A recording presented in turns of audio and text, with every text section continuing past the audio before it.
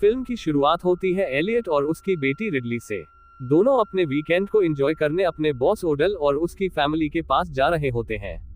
O'Dell की family में उसकी वाइफ बलिंडा और बेटा शेपर्ड भी है। रास्ते में एलियट और रिडली के बीच किसी बात पर बहस हो जाती है। बहस इतनी बढ़ जाती है कि एलियट का बैलेंस बिगड़ जाता है और उनकी कार किसी जानवर से टकरा जाती है। जब वो लोग कार से बाहर निकलकर चेक करते हैं तो शॉक हो जाते हैं, क्योंकि वो कोई नॉर्मल जानवर नहीं बल्कि यूनिकॉर्न होता है।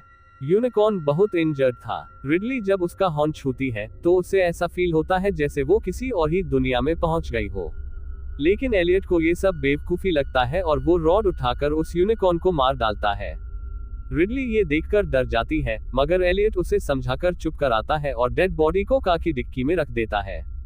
घर पहुंचने पर ओडेल और उसकी फैमिली उनका वेलकम करती है।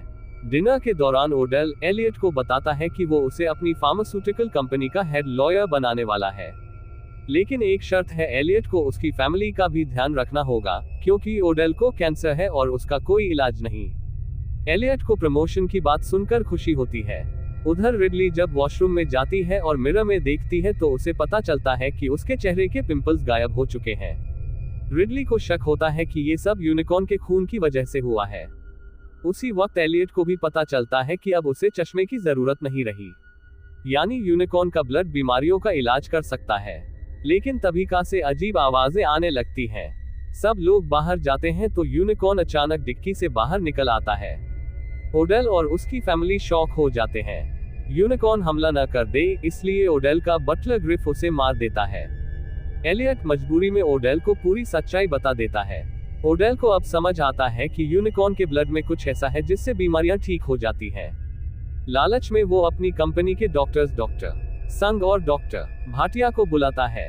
डॉक्टर्स एक्सपेरिमेंट करके यूनिकॉर्न के हॉर्न से ओडेल का कैंसर ठीक कर देते हैं।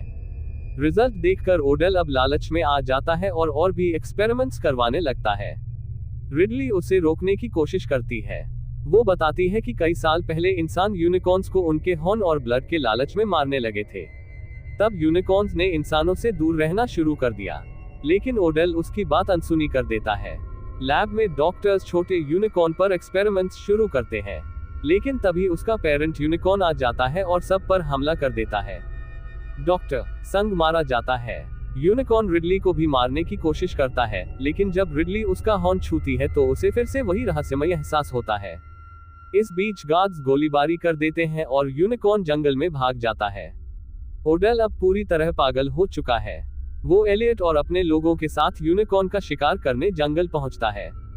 शेपर्ड डॉक्टर भाटिया से छोटे यूनिकॉर्न का हॉर्न निकलवाकर उसे ड्रग्स की तरह इस्तेमाल करने की सोचता है। उधर रिडली को रिसर्च से पता चलता है कि यूनिकॉर्न्स खुद को हील कर सकते हैं, यानी जंगल वाला यूनिकॉर्न इंजर्ड है लेकिन जल्दी ही ठीक हो जाएगा।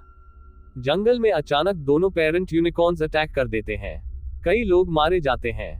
किसी तरह वो लोग घर लौटते हैं, लेकिन यूनिकॉर्न्स उनका पीछा करते हुए वहां भी पहुंच जाते हैं।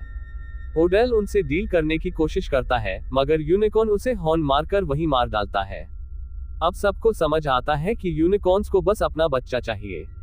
शेपर्ड और बलिंडा छोटे यूनिकॉर्न को उन्हें दे देते हैं, लेकिन डॉक्टर भाटिया चालाकी से उसे फेक हॉर्न दे देती है। यूनिकॉर्न्स गुस्से में आकर डॉक्टर भाटिया को मार डालते हैं। एक यूनिकॉर्न शेपर्ड और बलिंडा का पीछा करता है। बलिंडा मारी जाती है, शेपर्ड बच निकलता है। दूसरा यूनिकॉर्न एलियट और रिडली के पीछे लगता है। एलियट किसी तरह असली हॉर्न ढूंढ लेता है और अपनी बेटी को बचाने की कोशिश करता है। शेपर्ड रिडली को बताता है कि यूनिकॉर्न सिर्फ प्योर हार्ट वाले इंसानों को छोड़ देते हैं, जैसे रिडली। जब यूनिकॉर्न रिडली को देखता है तो शांत हो जाता है।